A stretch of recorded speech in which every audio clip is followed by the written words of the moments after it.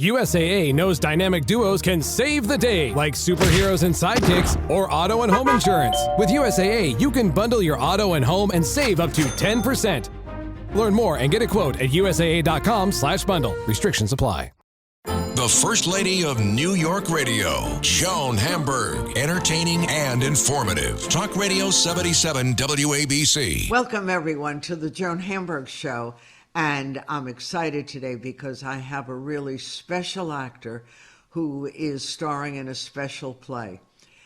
Jesse Williams, who you know, he's one of our really great actors, and you know him as Dr. Jackson Avery on Grey's Anatomy, where he worked for many, many years, and now he's playing Darren Lemming in Take Me Out at the Schoenfeld Theater. And I think it's right. You'll have to tell me, through February 5th. I know they extended it. That's correct, yes. So that's exciting. Thank you. Well, it's a wonderful play. And, of course, I saw it a while ago when it opened, and now it's back again, which is great. And as you point out, this is like you're starting a whole new career. It's like beginning again in something different. It does feel that way. Thanks so much for having me. It does feel it's a pretty interesting process. I started acting when I was almost 30 and immediately began on a big network show. And so I didn't already have the experience of popping around in different forms of film and television and stage. So now that I'm not doing that anymore, I get to play again and try something new. And this is my first three-act play. And being able to come out as a lead in an incredible piece of material written by Richard Greenberg, and for us to have such success. It's a spectacularly written play. And for us to be able to pack houses and learn so much on the fly and win the Tony again. It's pretty incredible ride. That's right. And are you a baseball person? You know what? I grew up as a baseball person. I grew up playing essentially year-round. It was a great form of bonding for my father and I. One of my brothers played as well. So it was a big part of my life, studying the game, appreciating the game. My father used it as a metaphor for so many things in life. So it actually, a lot of that kind of rings true to me as a person, for me to connect that and channel that for the character. A lot of the play really is an homage to the game and the symbolism in the game. So that does have a deep kind of nostalgic connection for me. Were you good at baseball as a kid? I was pretty damn good, yeah. I was pretty damn good, actually. I know my kid was not good as a kid in baseball, and we had a farm in rural Vermont, and everyone, the farmers, the neighbors, they'd all come over to the old cornfields and play baseball. And my kid, was one of those kids when he was little that they didn't want to pick him first because he was not, and he was so afraid of being hit by the ball as a little kid that he raised his hand up and the ball went into the mitt. Totally by accident. So he became a star and a baseball hero and then ended up loving the sport. So it's a great sport. And it's a wonderful play, too, because I love stories. And this play tells all kinds of stories that reflect so many of our lives. And I'm sure your life in many ways. Yeah, it really is. It's just so, I catch myself, we did 2 shows yesterday, and I find myself at different times on that stage just pinching, like saying to myself, wow, this is such an incredible play. I'm such a fan of the play while doing it. There are so many different interwoven storylines that it's so unpredictable. It keeps audiences gasping and laughing and crying, and there's such a wide range of intense moments, and it's just a great confluence of events for different characters. And there's so many places to hook onto that it really is a wonderful experience, both for the viewer and for us as performers. And Jesse, you were a teacher at a certain point too. So how did that path lead you to being an actor? Well, yes, I taught high school and public schools in Philadelphia, where I was a student at Temple University, and after I graduated. And I ended up, film was one of my majors at Temple, and I was making student films and wandering taking the Chinatown bus up from Philadelphia to New York to shoot with other students and I was shooting films with, folks at NYU and Columbia, and just getting jobs off of Craigslist and making films. And that led me to wanting to play around in front of the camera as well, because the goal is to tell a story and figuring out ways to tell stories. And I always found that the camera lens, is really the gateway for so many of us for information, what's happening in the world, how to empathize with folks from other walks of life. It's a terrific teaching tool and form of edutainment. And so that was something that was really compelling to me. And I stumbled into some work in doing some modeling and commercials. And that led me to a terrific agent named Michael Guy, who connected me to, ultimately, I quit that business for a couple of years. I was an activist and organizer and high school teacher. And then when I returned, I looked him up, and he got me one meeting with one small agency in New York to try to do some acting to continue that storytelling experience. And I signed with them right away and immediately booked the classic New York television job, Law and Order. And soon after that, was hired by Edward Albee himself at Cherry Lane Theater to do the American Dream in the Sandbox. And that was my first time ever on stage in those one-act plays. And I had the incredible privilege of spending several months with Mr. Albee and doing a great set of plays with Judith Ivey and George Bartenieff and Myra Carter, Harmon Walsh. A really great experience. Yeah, really pretty spectacular. So that gave me the bug. That gave me the understanding of what it feels like to be able to make something new every night, and to be a great listener, which is all acting really is. Right, and then of course you had to adjust, which didn't take that long, from TV, which is not the same as theater, and live theater is a whole different experience too. Totally different sport. Yeah, they feel like two completely different leagues, and I don't mean that as a value judgment, just as an experience and what you bring to the table. It's an incredible learning experience for me. I'm learning every day. I'm still making mistakes and still figuring out ways to form and shape this character. And that was part of why we came back, actually. After that first run, winning the Tony, it was terrific, limited engagement. I still found I had it in my bones. I was still running the play everywhere I was on vacation. I was still running it. We were really cooking with gas at the end of that run, and I felt like we had more to do. So we rallied the troops, and we're lucky enough to be invited back. And I'm so glad we are. We're in a house at the Schoenfeld that's twice as big as the Hayes, and putting on a hell of a show. I'm really grateful for this opportunity. And the audience are loving it. I'm afraid they are. They really are. So, well, you're going to be doing this for a long time, but there is something about standing on a stage where it's all of the moment. No retakes, no nothing. There you exactly. are, making it work. I was saying it feels like it's like acting with a gun to your head. It's just it is, because I've gone up, we've made mistakes, we've had huge chunks skipped or whatever, and you don't have a choice. It's the absolute opposite of film and television, where you can say, you know what, I need to go again. And it is really thrilling. There's a lot of adrenaline pumping, and you never get comfortable. As soon as you think you're in the pocket, there are so many other variables at play, and that's a wonderful, wonderful metaphor for life. Yeah. And in the midst of this, how did Only Murders in the Building come, where you're joining that cast for this new season? Yeah. I'm so excited We all about love that.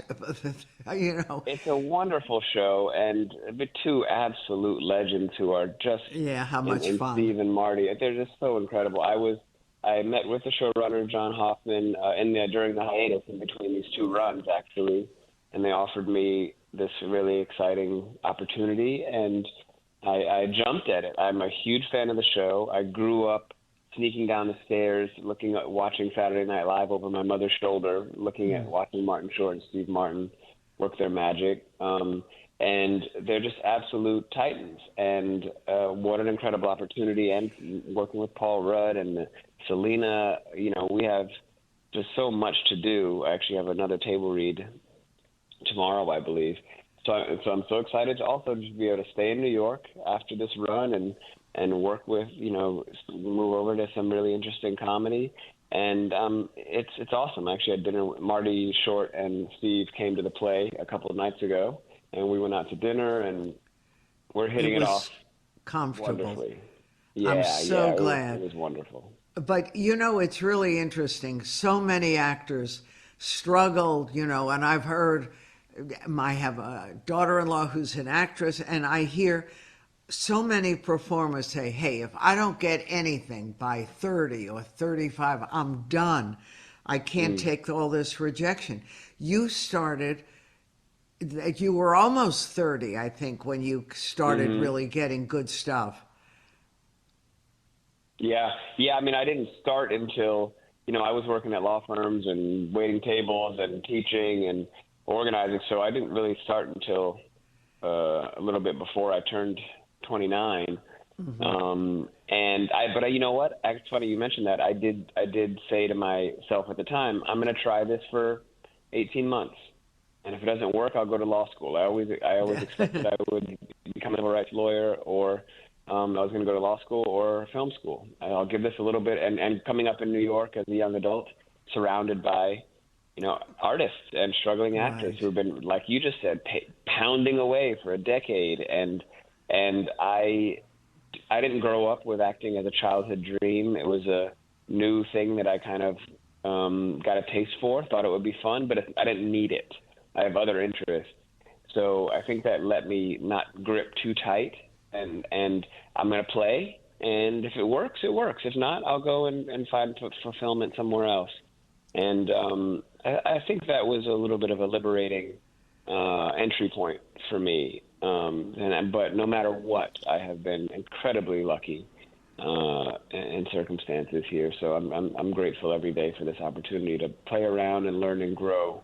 Right. And you have a lot of talent, and it's interesting because you have to take chances, and sometimes that's too scary. But you were doing something else at Temple University, writing, directing, and then acting suddenly said, hello, don't forget me. Yeah, and this is certainly a risk. Doing this play was a very scary prospect, doing something at this level with, no net on this tightrope in this highly critical arena, coming from a very safe place of a big network television show that's, a monster hit all over the world, to just going into a little house and performing in front of everyone. It was a pretty scary proposition, but it's exactly what I needed at that time in my life. And you learned that you are a risk taker in many ways. Yes, indeed. So it works. Do you remember that opening night with all that angst and everything? I do. I remember the first preview. We did kind of a photo call and a preview for maybe only 50 people. And, I don't really I get excited.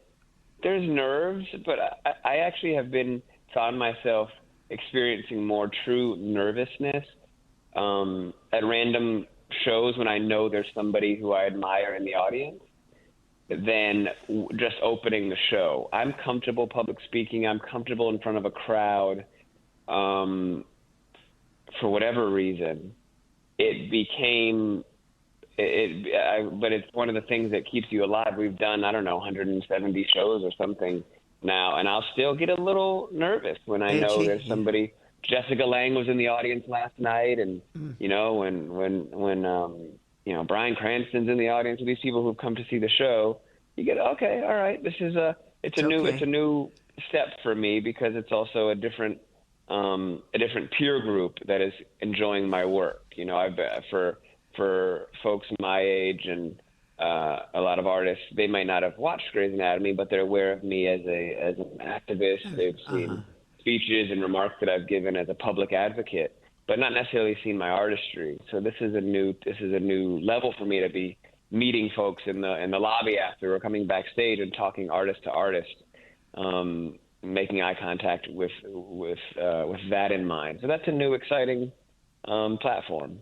Right, so and the play itself, your character is a baseball player, a mixed race player on a fictitious, the Empire's baseball team, and your character reveals that he's gay, and then you have to deal, which was unexpected in many cases, with how your teammates and the world at large viewed you. It was a whole different thing. So a lot of big issues in this play. Yes, a lot of big issues. And, you know, we talk about the physical demands, the mental demands of being able to put 8-9 shows up a week for this long. And on top of that, I would add, it's the emotional experience, because my character has a real firestorm of emotional heartbreak and devastation, and he's got very high highs and very low lows during this production. So it's a lot to contend with. Yes, as you said, the character begins the play as kind of the king of the world, the best player on the best team, untouchable, crystal, you know, just a really clean record and no obstacles in his life. But the act of coming out without changing anything else about his behavior, just by saying to the world that he was gay, all the men around him completely change. Best friends, employees, managers, teammates. So all just watching your world shift underneath you, and him grasping, sometimes desperately, for a handhold when he's never had to reach for a handhold before, because they've always been presented to him. So you're watching kind of a hero fumble and stumble in a very cerebral, interesting way. The writing I cannot say enough about. Richard Greenberg absolutely gives you in every single scene so many wonderful concepts and ideas to chase and try to play with. There's a great sense of wonder and mystery, as well as intellectual leadership in the writing. It's really a wonderful opportunity for everybody. So, Jesse, when they announced that after the play did its run, it had a limited run at one point, that they were going to consider strongly a second run, was that thrilling, or was that, oh my gosh, give me a break, I'm tired? Well, to be honest, they asked me when we were not even finished. We had our first limited run, then we were extended, then they came and asked if I would just stay on and just keep the show going. At which point I said, no, please get out of my dressing room. I'm so tired. We've done it. I want to go be with my children and have at least some time off. And I was just beat up. It's the first time I'd ever done something like this. And I thought that was that. I really did. And that's when, after the a week or two off, it was nice to be able to sleep, you know, because another thing about the demand of the play is it's not just the play itself. I have to be in the gym every day. You know, I'm 42 years old. I have to work to be in shape and eat a certain way, and there's a lot of other rigor around being able to put on this production. And but my love for the work is what won out. So as time passed, I said, you know what? Let's talk about this, because there's more in the tank here. And most importantly, I wanted more people to have a chance to experience the play. I just believe in it so much, and I watched the way it impacted folks. It does. There's more. The people need to see this. So I was all in at that point. to bring it back. I just needed to feel it in my gut. I didn't want it to be a calculated move, to be about anything but my feel for the art form. And once that found me, we were like a rocket right back over. You were here. okay. And luckily, And we brought almost everybody back except for almost the entire same cast.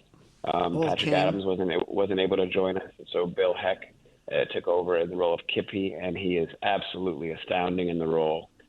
So we're really happy. And was it hard for you, Jesse, to find Darren Lemming?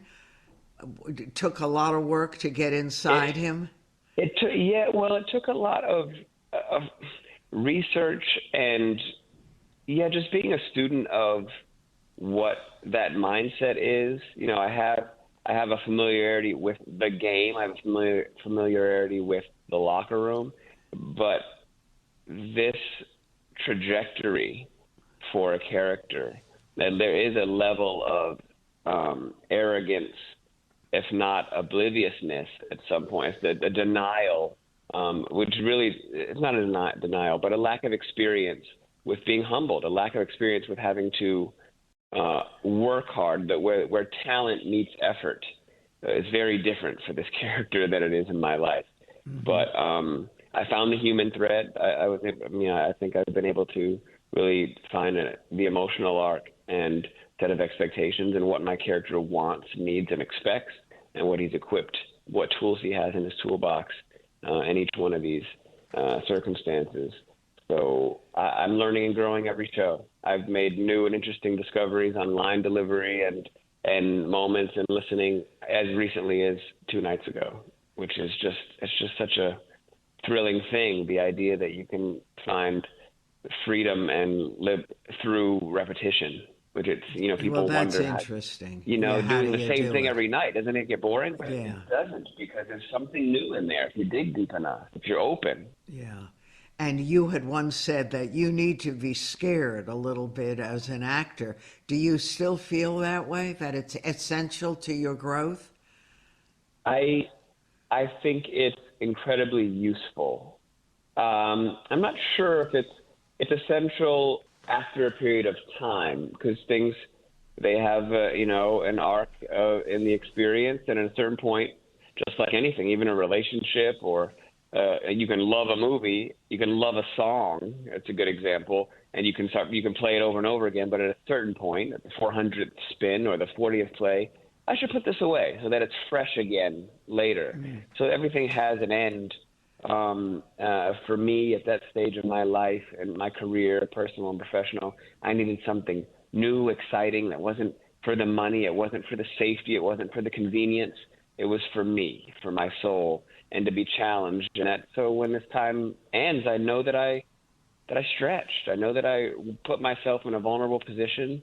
It helps you grow, especially as a man in this world, trying to figure out how to be vulnerable and be available to myself and others, truly, emotionally, present and mature. Being able to do work like this, I would like to think, helps foster that kind of growth. Mm-hmm. Well, thank you so much, Jesse. A great job and a treat for all of us to be able to see this and giving us Darren Lemming. Continued success. We'll talk again. Thanks. Thank you so very much. We've got a couple more weeks. Come out and join us until February 5th. I so appreciate you. Thank you. Okay. Take care, Jesse. Take care. You just realized your business needed to hire someone yesterday. How can you find amazing candidates fast? Easy. Just use Indeed. Stop struggling to get your job post seen on other job sites. With Indeed sponsored jobs, your post jumps to the top of the page for your relevant candidates, so you can reach the people you want faster. According to Indeed data, sponsored jobs posted directly on Indeed have 45% more applications than non-sponsored jobs. Don't wait any longer. Speed up your hiring right now with Indeed. And listeners of this show will get a $75 sponsored job credit to get your jobs more visibility at Indeed.com/ARTS. Just go to Indeed.com/ARTS right now and support our show by saying you heard about Indeed on this podcast. Terms and conditions apply. Hiring? Indeed is all you need.